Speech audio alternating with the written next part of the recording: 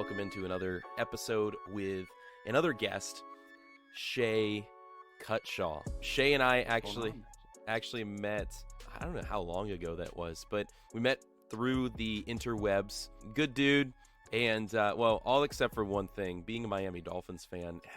Kind of have that. I'm just kidding. If anybody listens to the previous episode, I did mention in there about how I grew up in a Miami Dolphins household, so I do kind of have a soft spot for the Dolphins. How you doing, Shea?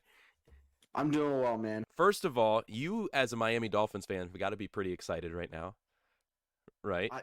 Yeah, 8-3, 8-3, leading the AFC East. Take that, Bills. Leading the AFC East. I am and feeling for the first time, feeling confident about our team's direction. Like I was just telling my wife the other day, we were flexed into a Sunday night football game against the Chargers in Week 14, I believe it is. I don't think, because this week we play the Niners, and then next week we'll play the Chargers. And I can't think of a time in watching football that I've seen Miami flexed into a primetime game. I've seen us flexed out of primetime games, but not into one before. What's happening in the AFC East this year is what I think we all expected in the AFC West. Yeah, I would agree with that. I think that's pretty that's pretty accurate. We expected the AFC West, AFC West, wow, AFC West. West? No. Yeah, that SpongeBob episode. It's not East, it's West. We expected the AFC West to be these juggernauts. Because I can't think of a team in the AFC West that we expected to be really bad.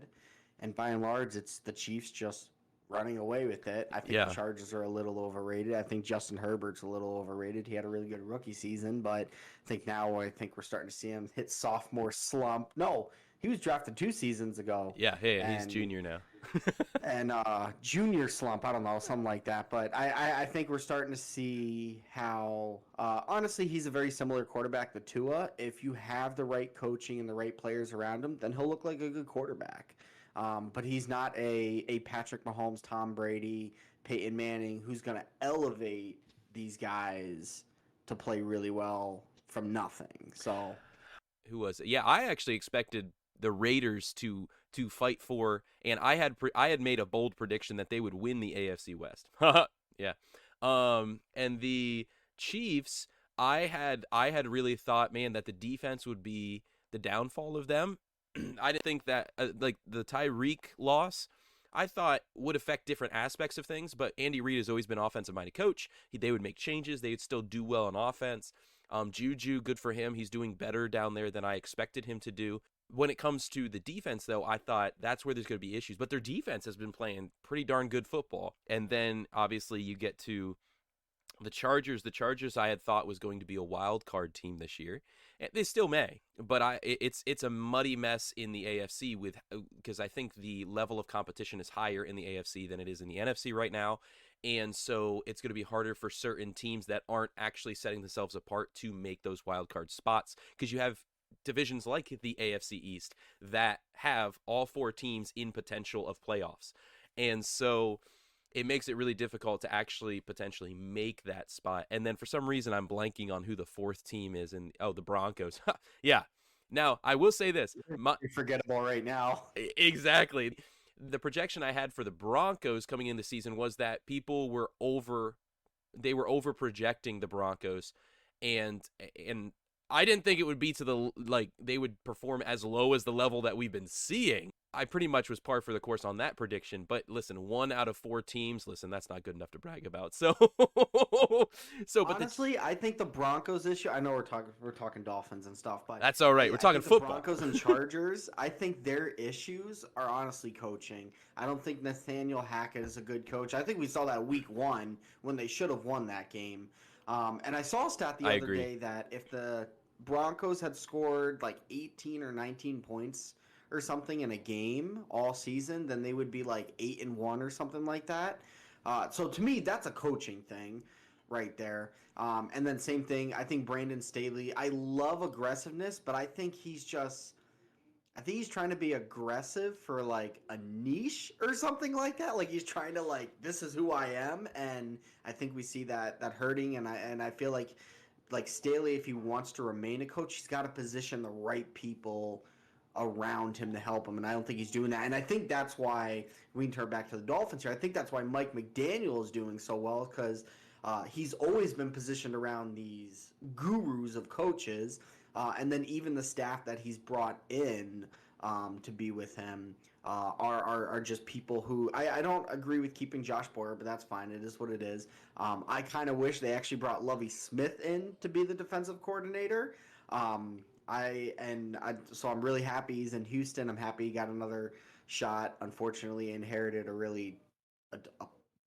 one of the worst rosters I've ever seen. I mean, when you start Davis Mills at quarterback, what do you expect? Um, but but yeah, so I think that's what we're seeing in Denver and in Los Angeles with the Chargers. I think that we're just seeing how it's some coaches are coordinators, some coaches are college guys, and Matt Rule I think just figured that out. I just read that he's like, if I could do it all over again, I wouldn't have taken the Panthers job. And he seems really happy he's over in Nebraska. I'm not happy being a Michigan State fan, but it's fine. I'll get over it. But like some guys are just college coaches and some guys are just coordinators, and I think the more people start to figure that out, the better off those coaches will be. But that's my personal opinion on the Chargers and Broncos issue there. So anyway, back to the AFC East, back to the Dolphins.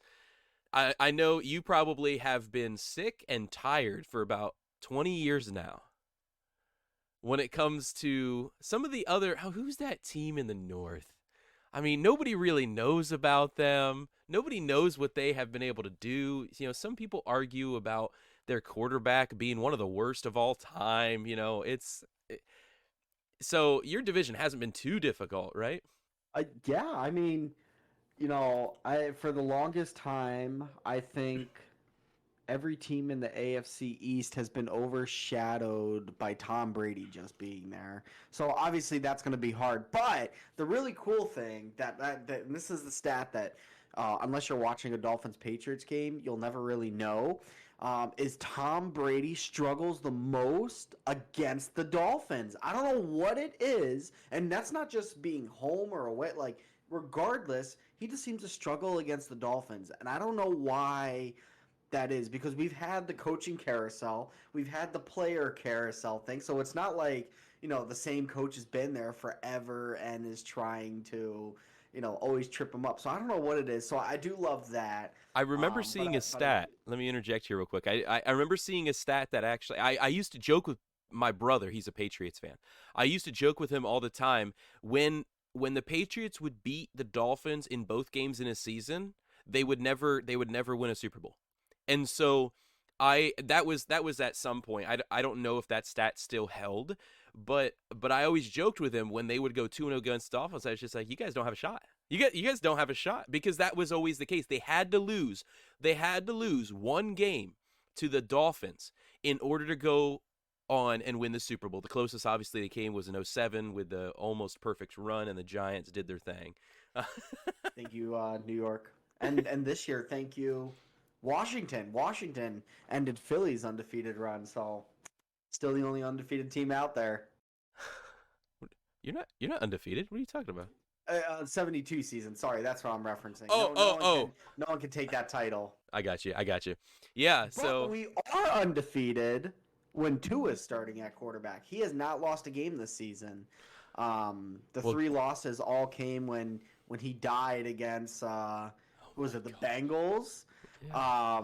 And then the next two games, that was the worst, because then the next game I think was the Jets, and Teddy Bridgewater gets hit in the end zone. That's when they changed all the protocols and everything like that, and nobody would have looked at the play and thought, oh, he has a concussion or something like that, but whoever the spotter was, because the rule said nope, he needs to go. Take one play. Even though he passed all the tests, the spotter was like, nope, he can't come back in, and he couldn't. So then we've got a third-string, seventh-round rookie Skylar Thompson playing. Okay, cool.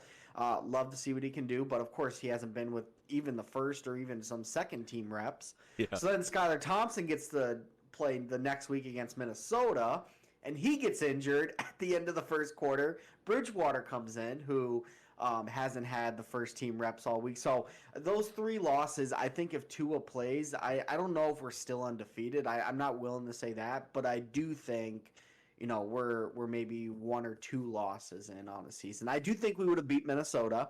I don't know if we would have beat Cincinnati. I think they're a team you gotta figure out, what's happening. But I do You think never know. Yeah. we would have beat the Jets. I think for sure if Tua was playing with the offense that we had. So yeah, there's that.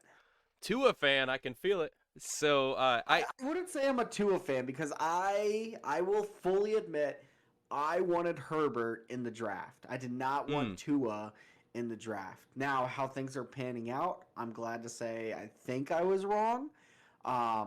Especially with all the, I don't know if you saw the recent stuff about Tua. Like, apparently he was in a dark place where he was asking himself, like, do I suck and stuff like that. And that was from last season, but yeah, the whole Brian Flores regime.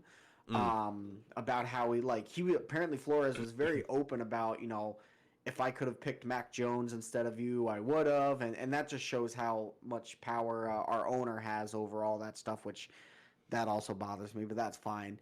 Don't let a coach be a coach. But but I'm glad that McDaniel is a coach that the players seem to, like, all the players seem to love. He's the fun uncle. Yeah, he is. He's a weird dude, but I love watching him. He is so and like listening to him talk and stuff. Like they showed a clip of him at the game. This is what happens when a team's up 30-0. Apparently you can just joke about things on the sideline. Him and Tua are talking during the game, and he goes, yeah, man, like, I woke up at 3 a.m. and I remembered, because I couldn't go back to sleep, you were YouTubing me, so I decided to YouTube you. And he was talking about Tua's high school technique, and he goes, it was trash, man. You were trash.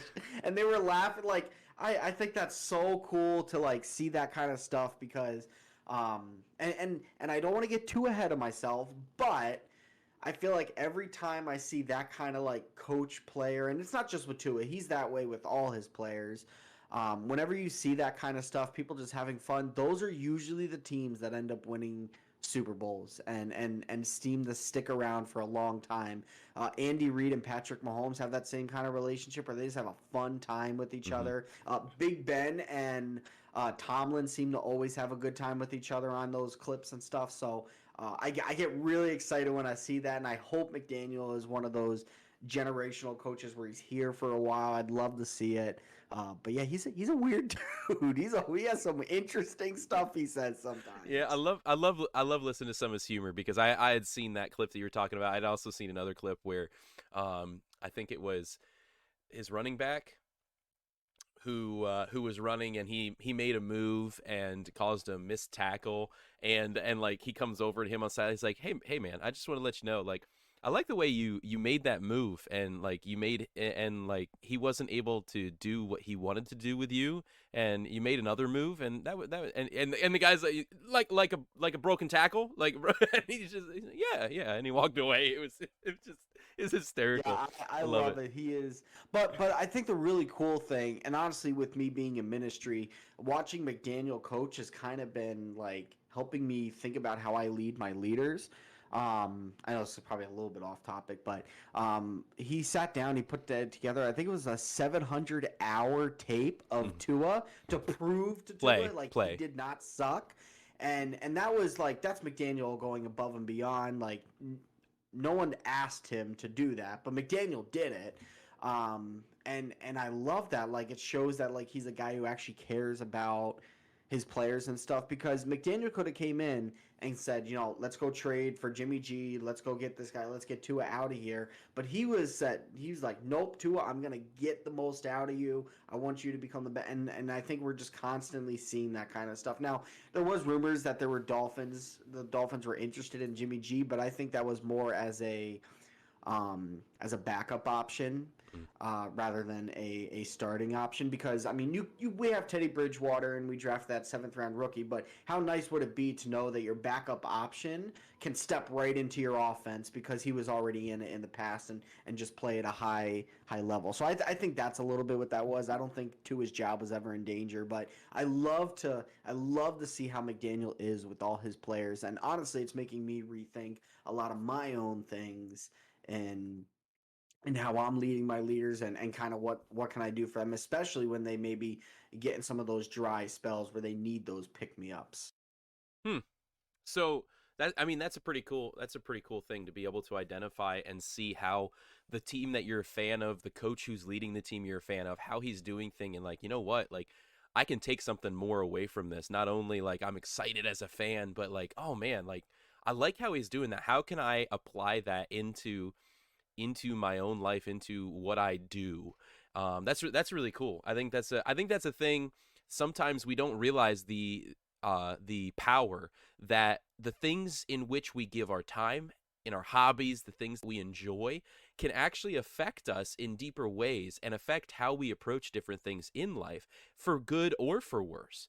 And this is a great example about how you're able to see something like that. It's like, oh, dude, I like how he does that. How can I better interact with my coworkers, with the people who are my subordinates, with any of my customers, if depending on what kind of job somebody has, you know. And even I even think about how I can interact, you know, with my own kid. Like I love how they're talking in a way of respect but also in fun.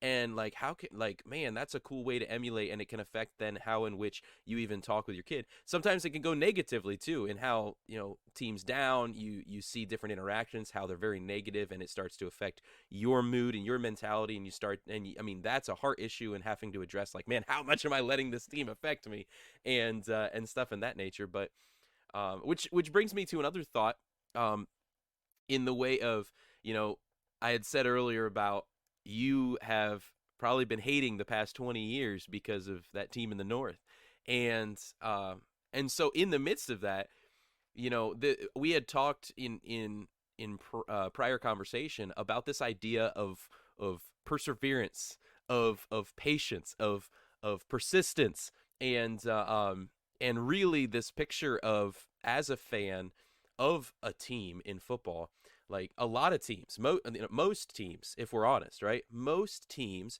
you at some in some way at some point you have to persevere and be patient through down seasons, through bad decisions, through terrible calls, through you name it, through the dominance of another team. So it may not even be that there's bad things on your team, but just the dominance of another team.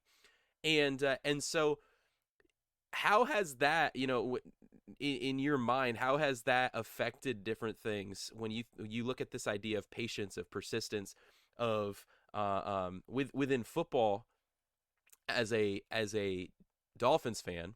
How do you see a picture of that affecting other parts in your life when it comes to those triple P's? Yeah, I think even just that perseverance and patience aspect. Um, I mean, I see it affecting things like when I think about those topics in general. And it's always kind of cool to connect like your team and watching your team go through it. Even though it like some people might laugh and go, "Well, that's trivial. Like you're overthinking it and stuff like that." But honestly, when you're a Christian, I think you're supposed to overthink and you can see the beauty of the gospel and all these things that Hmm. we have. But um, I think we see it in things like my marriage. When I want, maybe I want my wife to be a little bit further along in something that we're working through, or I want to be further along as a husband and lead, whatever the issue may be at the time, right? Um, we want the overnight success, right? Like we want the big free agent signing, the splash. But the reality is, most of these teams uh, who are at the top, it took them a while to get there. And so, especially like the Dolphins right now, and I don't know if this is a 1 year thing or not, but it does seem like a different team from the years and years and years that I have been watching in the past. And so I think for me, it's just the big reminder that I take out of it is that it's a process. It's finding the right pieces, and then when you do find the right pieces, finding a way to keep those pieces there, getting rid of the things that are not helping those pieces. So I think about like they want patience with developing Tua, and they saw that Flores was not developing Tua. He was not helping, so they got rid of him, even though everyone at the time thought that's a really dumb move, myself included. Why would you fire Flores even though he has the defense going in the right direction? Mm-hmm. Like he revolutionized the cover zero blitz scheme and stuff like, and so it seems like that piece is right there, but in the grand vision of it all and what you're trying to accomplish, it doesn't fit. So you get rid of it, you find the new piece, and then you keep moving with it. And so I think that's been kind of the flow in my own life, is as I try to be a better husband, as I try to be a better father, as I try to be a better pastor, as I try to be a better teacher. It's all about like some of those things might have worked for a short time, but when I'm looking at the long term game of it, what's kind of the things that I need to put into place in my own life to make sure that I am playing the long game so that I can go win some championships, so I can, sit there and have those victory moments. And there might be moments where I'm having the 1-15, the 0-16 seasons. Um, but if I know I'm putting all the right pieces in place and I'm persevering and I'm constantly pushing and I know what I'm working towards, then it's all going to be worth it in the Mm. end right there. So I think that's a little bit, that's probably like general overview of how like I connect all those pieces even into my own life. And I was telling you on the last time when we talked about this, I actually got to talk about this because I was at the Vikings Dolphins game in Mm-hmm. Miami, and I got to talk to a fan in front of me about this. And I only remember like we were talking about like, man, when's the last time we got to see the Dolphins be this good? Like we were all like, we can't think of a time. Like maybe Yeah. the early 2000s with Jay Fiedler, Ricky Williams, and Chris Chambers on the team, Randy McMichael, stuff like that. And we won wild card of the playoffs. That's probably the last time we really thought like, wow, this team's pretty good. And then from there, we just started talking about, yeah, you got to have patience and persistence with this team and stuff like that. And then I was able to actually turn it into a gospel conversation because then he started asking, what do you do in your life? And I got to tell him how I was a pastor. And I said, honestly, I was able to say, like, it's a little bit like being a Dolphins fan as a pastor and a Christian when you're leading people. And just when you're leading your own self in your walk with the Lord, it's not everything's going to go the way that you want. You got to find those right people, like those right mentors in your life to be those coordinators for you. Mm. um, so you can be a QB1 and with God as your head coach if you want to keep the sports analogies going and stuff like that, right? um, so it's just all about finding those right pieces. And at the end of it, the guy was like, man, I never knew I could have fun with God and religion and how you're talking about it right now. Like that was his big takeaway, was I didn't know, like I never thought about connecting those pieces. I just thought it was this dry, boring liturgical thing where I just show up on Sunday morning, but I can see how it's this process. And he goes, it's just been really cool how you've been able to connect with it all. So he actually asked me, he goes, can you find me a couple churches in the area? I'd love to take my wife and kids to church this Sunday and start thinking about it. And thankfully, because of all the random Discord communities and stuff that I'm in, and different streamers that I met and so forth via Twitch and all that stuff, I've been able to meet different youth pastors. And so some youth pastors that I trust, and one was in Miami, and I'm like, well, I know this youth ministry, so let me offer up this church to you right now. And so as far as I know, he did go to church that Sunday. I haven't been able to keep up with them since then. We didn't really exchange contact information, but that was just kind of like a cool like takeaway moment of how I can use sports, and then I can use it to glorify God and point people back to God. So Mm. yeah. How have you experienced patience and persistence in your life that has either been a success or a failure story? I'd love to. Sometimes I think we only want to talk about the success, but sometimes I feel like we really learn from the failures. Yeah, you say that, and I think about college for me, honestly. So Mm. I am the first person in my family in like 3 generations to actually graduate college with a bachelor's degree. Oh, well, congrats. I'm the first person in like 3 generations to actually be a Christian, as far as I know, in my family. So I like honestly, the odds were stacked against me because I was doing everything that was so counter from my family. Mm. So when I went off to a Christian college, I remember my parents at the time, both of them, and they were divorced. So like I came from like this broken home, and I remember like stepping into a Christian world and nobody seemed to understand me.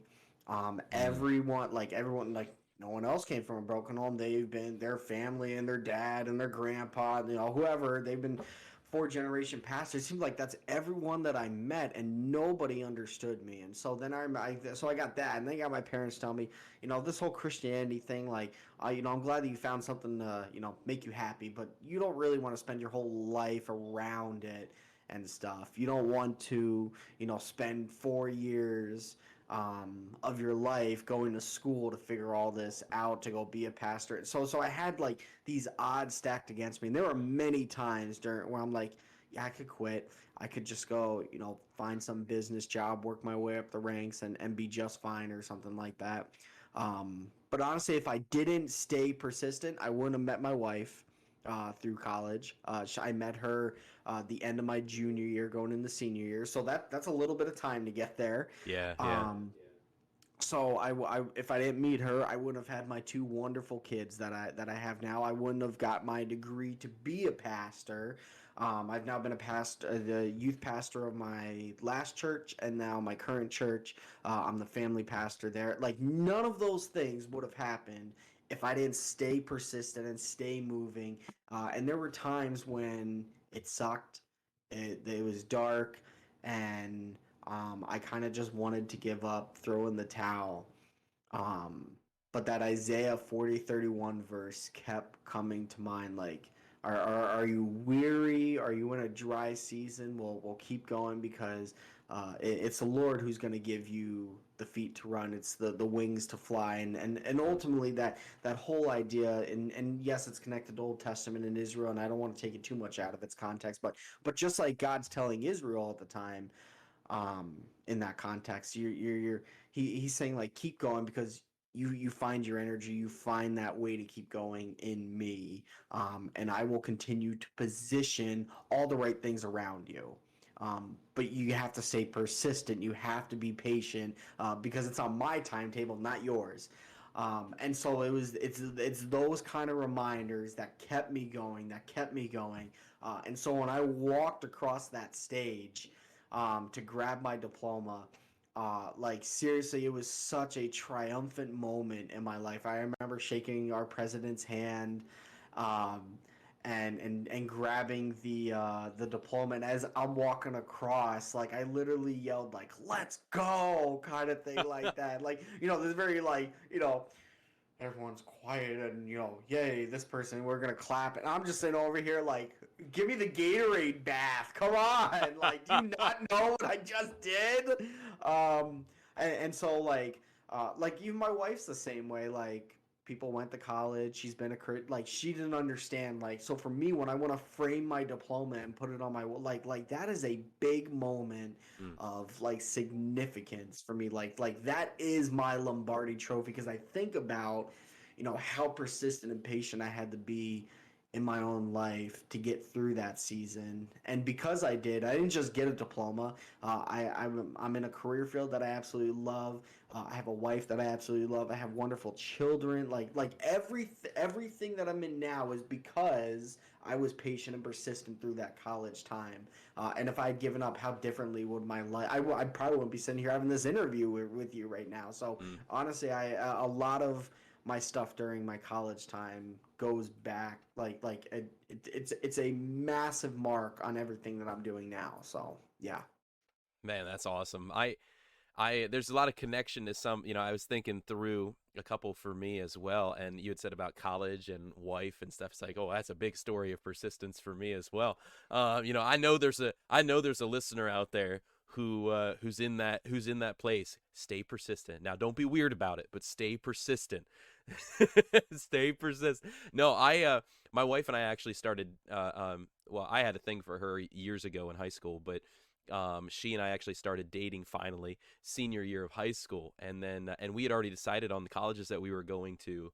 Um, Prior to us dating, and it was the same college, so it was really cool to see some of those things match up. And then so when I went to college, there was a piece of persistence. There was a piece of that I was really trying to run after, which was proving people wrong. It was, being told for many years that I wouldn't be able to make it in a college football program. And so I went out of my way to try and walk on, and I successfully walked on to football program.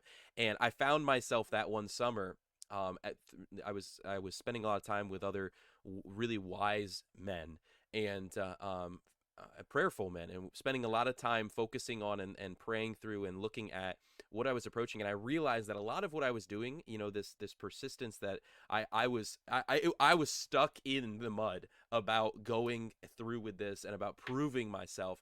And I was really focused on what I wanted to do, and I hadn't really looked at what was it that the Lord had a plan for.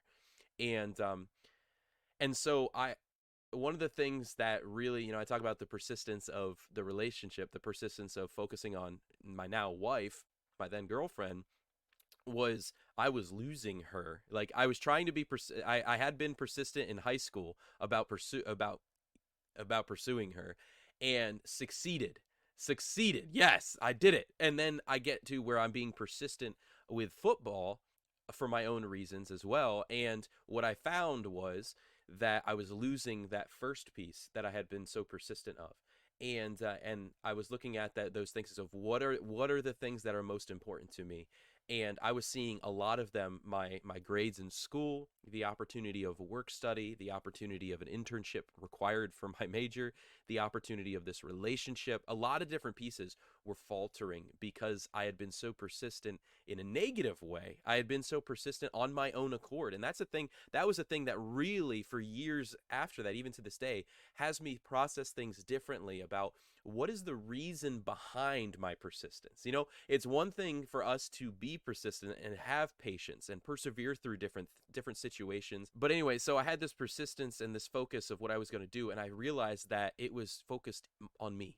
It was all focused on me. And it's one thing to be focusing on something that creates opportunity, that betters yourself and betters your future. It's another thing to be so selfish and so focused on yourself that you miss out on what great things the Lord has planned for you. Because that's really the ultimate, is looking at what I have planned for myself and how good that might be versus what God can have planned for me, what God does have planned for me, and how that's the best that it could be. And there's a big differentiation there. So that persistence that I had for that, I had to actually then make a sacrifice. And that's the truth, is many times when you have when you look at the idea of patience, when you look at the idea of perseverance, when you look at any of these 3 P's, then you have the reality that if you truly want to make it through and make it matter, sacrifice is necessary. And so when it came to that, I had to sacrifice my place on the football team. And now God, here's one of the cool things, for anybody who, I think of those who may listen, and I mention at different times about being a follower of Christ, and you've mentioned about being a Christian and stuff.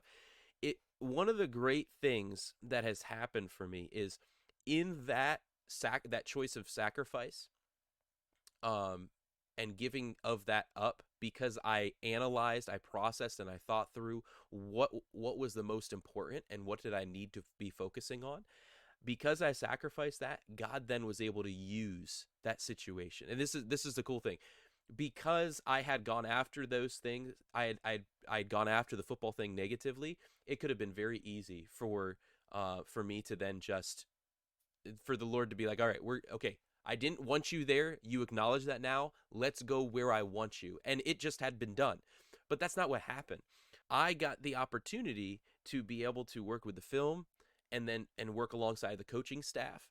And from there, that set me up with a resume. I was able to, literally a year out of college, I was able to get a job in high school football. And so with that, I've been doing that for 8 years now. I just finished my 8th season in high school football. And so it's the Lord used that, even though I was one could say disobedient, even though I was so focused on myself, trying to do whatever it took to persevere, whatever it took to make it through with my dream and my focus. He was able to use that. So that's a really cool example. But anyway, so we talk about these pieces about, maybe with a wife or something like that. But another one that came to my mind, that I think is important to be real about as a man in this life is persistence against certain things. And the one of the ones that popped in my mind was the topic of pornography, the topic of these kind of things that really take away from us the best for us. And the persistence of, if you're a man, if you're a man, that there are temptations that arise in every way, shape, and form. And you have to, I mean, you choose. You either it's not anything for you to persevere for whatsoever, and that's going to be something that you are participate in. But if you're somebody who looks to fight against the idea, like a struggle with pornography, a struggle with any addiction of any kind, like the level of perseverance and persistence that you have and you have to work through is, I would argue, greater than anything else, than any other kind of perseverance that somebody could speak on, because it's been something that has completely changed how your Abdullah Ambagada. No, just kidding. How your prefrontal cortex is shaped, and the science and the chemistry of your mind, like the different pieces, the habits that you've now formed, and the strongholds of what sin has created in your life, man. And that's where for me, things like that, the only way, like, we as humans are like, we have been created in strong ways, like we have strong capabilities, but we will fail. We all have failed, because we're not perfect, and we all fall short of the glory of God. And so with that, man, in places like that, when I think about something that's so deep to our core, because it's something about football, something even about a marriage, like there are deep parts to that, don't get me wrong, about marriage and such. When it comes to something that continues to permeate from our within ourselves, something like a struggle with pornography is so huge. And I know we didn't talk anything about this topic. Like, we didn't talk about, hey, we could bring this up with this. It was just something that I felt like was something somebody may be struggling with. And I want to encourage you. I want to encourage anybody who is facing pornography, a struggle with pornography, a struggle with any kind of sexual sin, is perseverance and patience is necessary to keep fighting, to keep making moves in your life, to put you in best scenarios and best situations, to be able to continue to fight that and keep moving forward. But the ultimate to be freed from those, the ultimate level of perseverance and patience and persistence comes through Holy Spirit, comes through Jesus Christ. And that's something I've experienced in my own personal life. Is there are many things in my life that I have failed, that I continue to fail, that I'm only able to move forward in, I'm only able to persevere through, because of the power of God, because of the promises of God, because of the knowledge of who He is, of what He thinks of me, who I am, because of who He has made me, not because of what I think of myself or what others tell me. And so those things are huge. And so we continue to fight, but my encouragement is that the true freedom from those things, the true capability to be freed from those things, but also to stay freed from those things, to stay persistent in those things, comes through Christ. I was just gonna piggyback on that and just point to when you talked about the Holy Spirit, and that aspect of patience. I mean, patience is one of the fruits of the Holy Spirit, and if you were to go on Google or something like that and just type in Galatians 5, you would find these fruits of the Spirit. And honestly, I think that's probably the one that, if we look at all the fruits of the Spirit, we think, oh, I could do patience by myself. And the Bible is clear, like, nope, patience doesn't come from you. It comes from the Holy Spirit that lives within inside of you. And so ultimately, like you're already saying, like Jesus, like that's the answer. That's where it all starts. And you talked about sacrifice too. I mean, what bigger sacrifice is there than God giving us His own Son? So that we don't have to, like you were talking about pornography, so we don't have to be chained down to something like feeling trapped in pornography. We don't have to feel that way anymore. Because I think about, and then this is the pastor side of me just starting to get going now, but um, I think about like Ephesians 1 and Ephesians chapter 2, where it talks about how Christ at the end of Ephesians 1 is lifted up far above the things of this world, after he raises from the dead. And then in Ephesians 2, it says that when we're saved, when we walk into that relationship, we are also lifted up into that same position with Jesus. So we don't have to be chained down to the things of this world because they are so far beneath our feet. But ultimately, that only happens through Christ and the Holy Spirit living inside of us. So that's just what I was going to say to piggyback Mm. off what you were saying there. I think that for some people, they I think would argue that, well, no, I was able to, through persistence and perseverance, able to defeat, not do a certain thing. Maybe it is the pornography topic or something like that, and that's phenomenal. Like, don't mishear me, that's phenomenal. I think that's an awesome thing to strive for. But I think, think deeply, right? Is what what is the reasoning behind that? There may be a good reason behind it, of like, listen, I my wife does not deserve that from me. Like, I respect that. Like, that is phenomenal. I think an even deeper thing is, not only does your wife not respect that from you, but neither does God. Like God has created a natural purpose for those things. And so not only is it honoring to her, but it's honoring to God when we don't do that. And I think that what we think about God influences everything in our life, and it should influence everything in our life. We were created, God created us to be with Him. And our disobedience, our sin, has separated us from Him. And good deeds, good works, trying to live a good life, all those things, that cannot remove sin.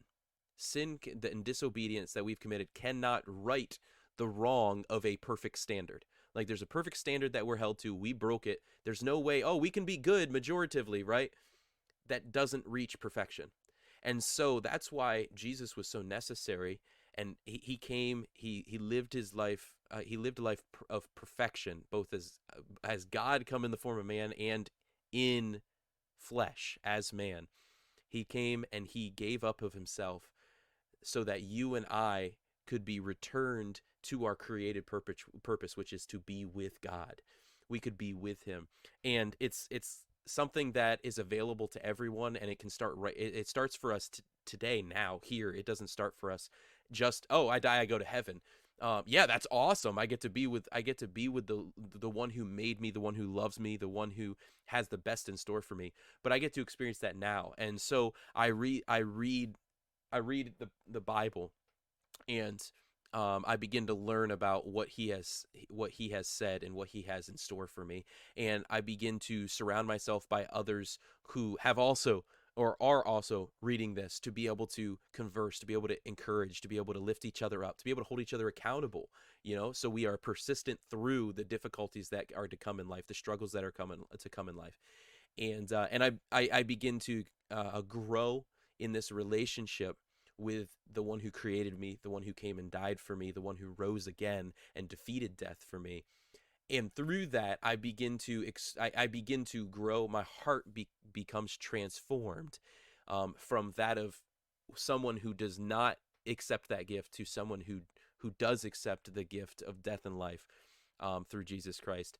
And that's what I mean, as in then, and Shea had said about the fruit of the Spirit. That picture is understanding, as I begin to walk down this road, this relationship, my heart becomes transformed by Holy Spirit over, and it's over time.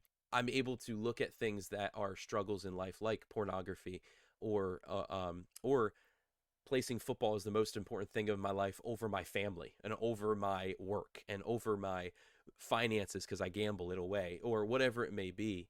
Um, that is what I mean by it only comes through Holy Spirit, because He transforms our hearts so that the power of God is with us to see these things as less important and even not necessary, completely unnecessary, and not good, not right, and we begin a life that is completely a different trajectory away from those things.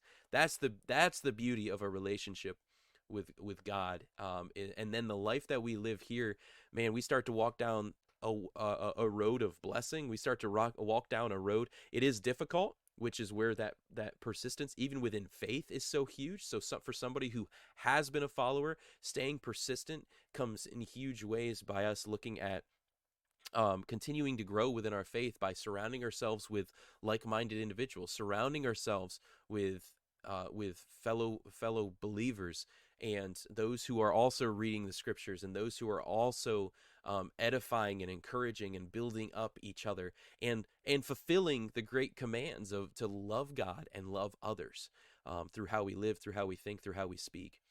And we continue to persevere in our faith. We continue to persevere and persist in life, and it leads us down a road of reward. Not a road necessarily of reward of like, hey, if you do this, then when you hit 65, here's $1,000,000. No, that's not what I mean by a road of reward.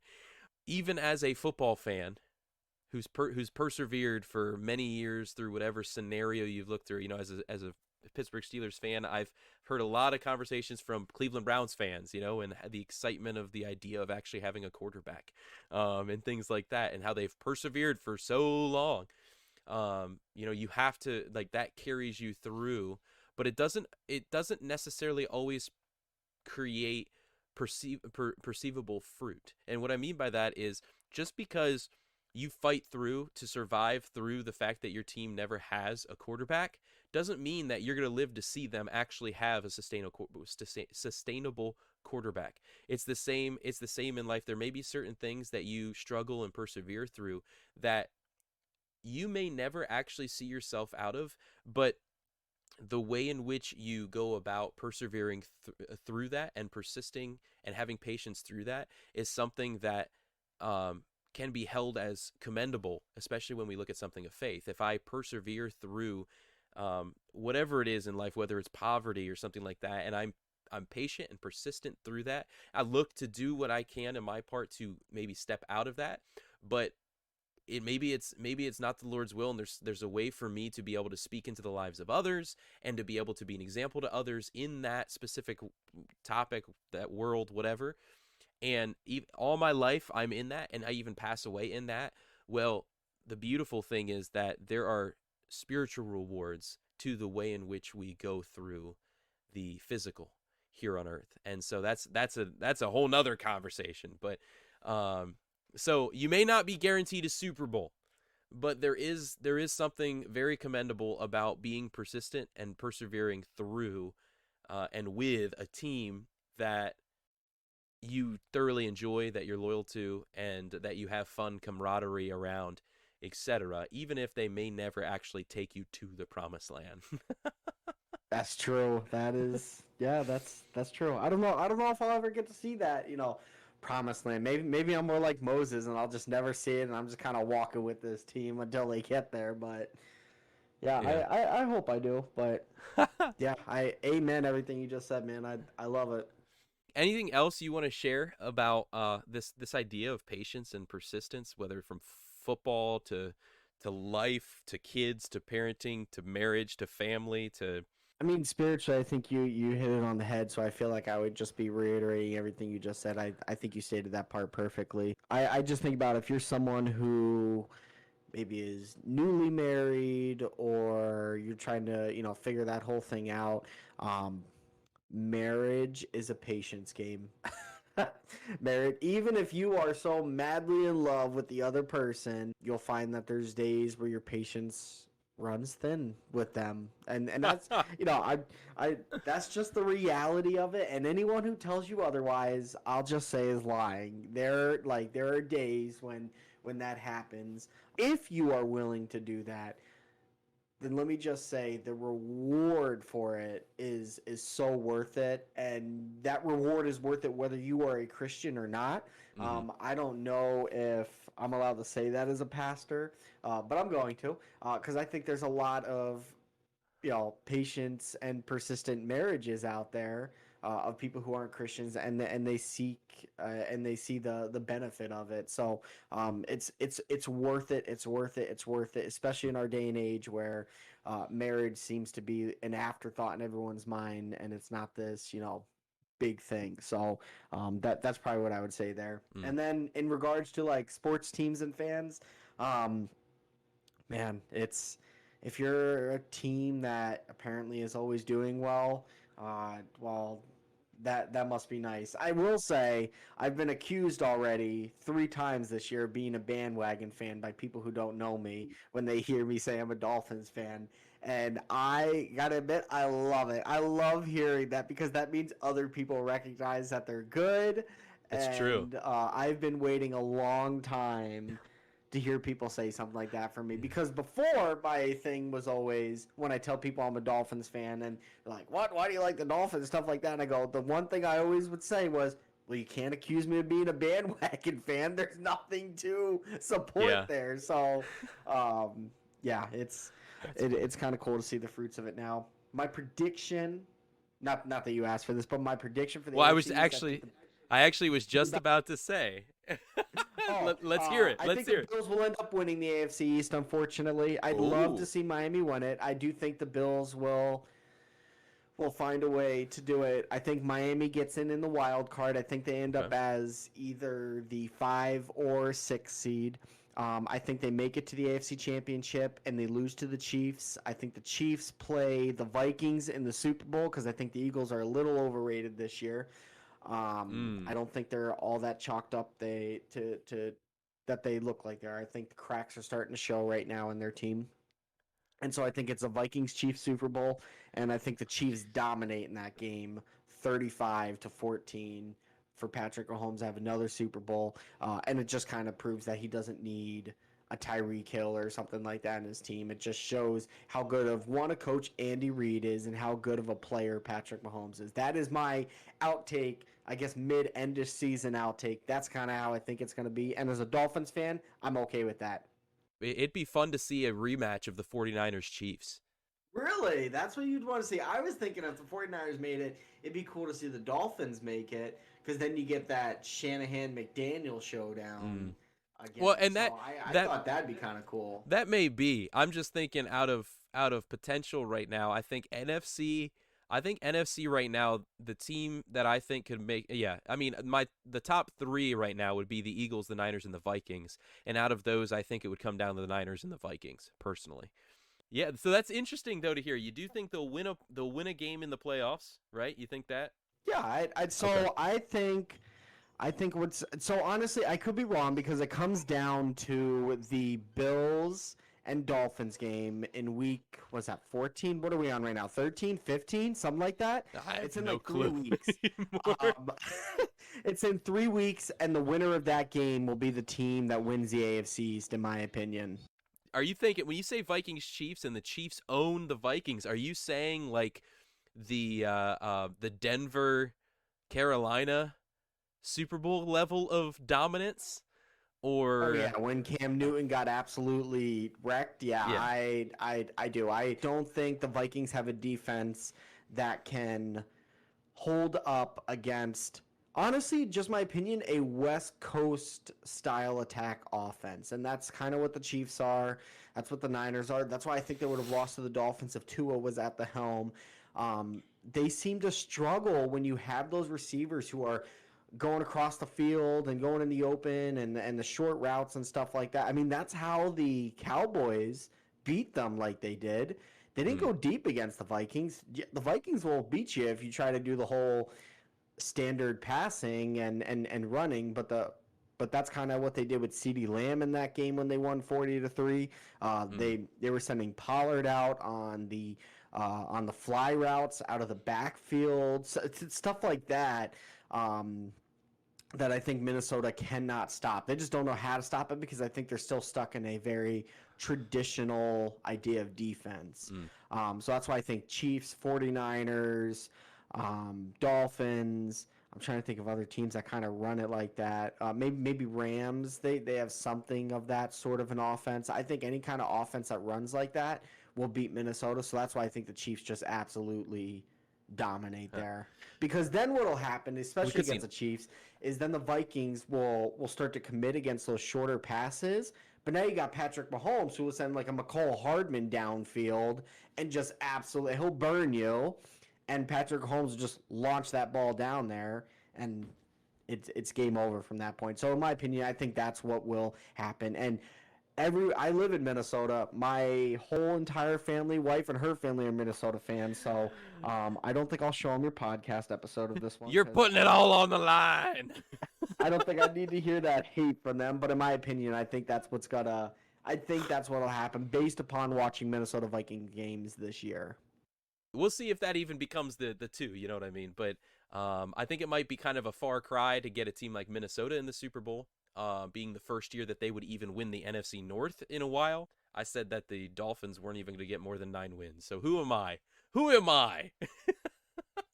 It's okay. I only had them at about 8 to 10 wins this season too. So, and then like I said, I think they'll go past that 10 mark. I think they beat the Niners this week. I think they beat the Chargers the week after. Like I said, I think it really comes down to that Bills game, and I don't know what's going to happen. And then I think we have Patriots Jets. I think we beat the Jets. I don't know what's going to happen with the Patriots. So that's at least 3 wins right there, which would put us at 11. So. And I think if we can just snag one more of those, which the Bills game, I think that'll bring us down to AFC East title, and whoever wins the AFC East will be the number 2 seed. I think the Chiefs will still end up the number 1 seed, get the bye, but I think the AFC East will be the person who gets the number 2 seed. Well, Shea, I appreciate you coming on today, chatting a little bit about this, the Dolphins, giving us a little bit of your prediction here at the end. Talking a little bit about patience and persistence within being a Dolphins fan, let alone what that has meant in life in general, in faith, etc.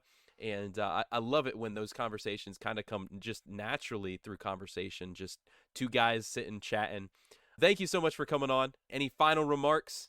Dude, it's a pleasure. Thanks so much for having me. I loved it. Love talking sports, so anytime. Good luck to those Dolphins the rest of the way. Yeah, thanks, man. Have a good one. If you love the kind of content that you've been hearing, you love the opportunity to be able to hear about different sports conversations from just average fans and what they think about their team, as well as different ways that reflects into life and different pieces that are going on, different topics and themes that we've faced, and maybe you've been dealing with that this speaks to, let us know. Let me know. Maybe drop a comment on YouTube, on whatever podcast platform you're on listening to this. Drop a 5-star, drop a review. Let us know how we're doing. If you want to support in any way, shape, or form, check out the Patreon. The link is in the description, or you can go to the link tree as well, and you can look at different ways to be more a part of what's happening. There's different perks and different fun ways for you to hear more, to get more content, to see what's going on in the background as these episodes are being created. Or if you just want to support, thank you. Truly appreciate you and appreciate your support in getting this podcast out and letting people connect in ways deeper than just football. There's a lot of different podcasts out there right now just talking football. And our goal here is to not only talk football, but let that go into other important conversations and how they affect us in life. Drop us a follow on Twitter, on YouTube. Be sure to subscribe as we build towards YouTube partner, another way for us to look to support the podcast. I appreciate you guys listening, and I look forward to seeing you guys in the next episode of Cleats Off the Couch.